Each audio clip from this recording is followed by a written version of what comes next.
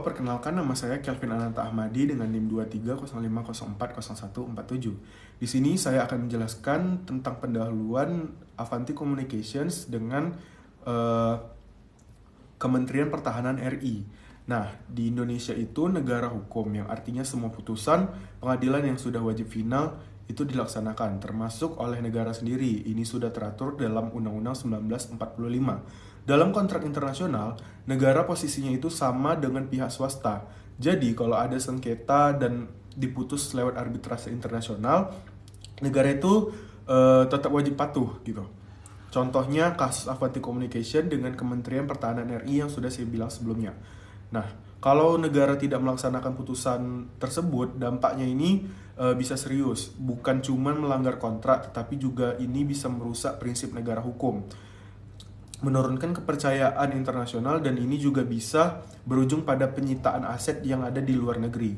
Karena itu, kasus Avanti ini penting untuk melihat komitmen Indonesia terhadap supremasi hukum di tingkat internasional.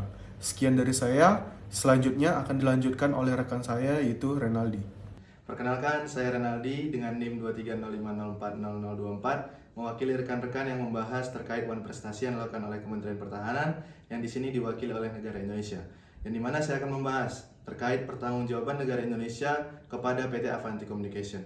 Perlu kita ketahui bersama, yang pertama adalah Kementerian Pertahanan ini melakukan wan prestasi dengan cara yakni tidak membayar upah sewa menyewa yang telah dijanjikan pada saat dilakukan perjanjian sewa menyewa terhadap PT Avanti Communication yakni PT Satelit itu sendiri, yang dimana ketika tidak dibayar sewa menyewa, PT Avanti memberikan dispensasi. Namun Kementerian Pertahanan malah melakukan hal yang merugikan terhadap PT Avanti, yakni melakukan kontrak sewa menyewa terhadap PT yang lain, yang dimana itu PT Satelit juga, yang dimana notabene-nya sebelumnya belum membayar sewa menyewa terhadap PT Avanti Communication. Lalu PT Avanti Communication melakukan gugatan melalui arbitrase, yang dimana arbitrase internasional yang dimenangkan oleh PT Avanti Communication.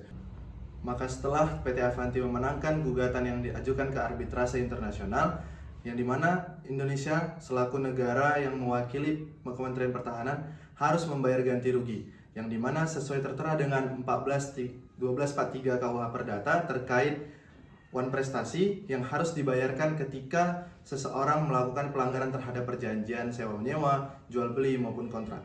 Yang dimana Indonesia sendiri walaupun memiliki sovereign immunity, tapi pada hal ini tidak berlaku terhadap negara Indonesia, karena negara Indonesia sendiri yang melakukan wan prestasi terhadap PT Avanti Communication. Lalu terjadilah Fakta Sunt Servanda, yang dimana ketika kedua belah pihak melakukan kontrak, hal itu telah setara dengan undang-undang dan harus dipatuhi oleh kedua belah pihak. Pada kasus ini, Indonesia tidak melakukan sesuai dengan sebagaimana seharusnya perjanjian kontrak itu berlangsung, melainkan melakukan wan prestasi dan mengakibatkan kerugian PT Avanti Communication. Maka dari itu, konsekuensi seperti apa yang harus diberikan kepada negara Indonesia, itu akan dijelaskan lebih lanjut oleh rekan saya, Aryo Melano. Terima kasih. Baiklah, saya akan melanjutkan pembahasan yang kedua, yaitu adalah konsekuensi hukum tidak dilaksanakannya putusan pengadilan oleh negara dalam perspektif hukum perdata internasional. Yang pertama, dalam perspektif hukum perdata internasional, negara tidak semata-mata diposisikan sebagai pemegang entitas kekuasaan publik yang bersifat berdaulat, melainkan juga dapat bertindak sebagai subjek hukum privat ketika menjalin sebuah kontraktual dengan pihak asing. Dalam kapasitas tersebut, negara terikat pada kaidah hukum perdata internasional seperti prinsip etika baik, asas Fakta Sunt Servanda, serta kewajiban untuk menjalankan dan menghormati putusan arbitrase atau pengadilan yang bersifat sah dan mengikat.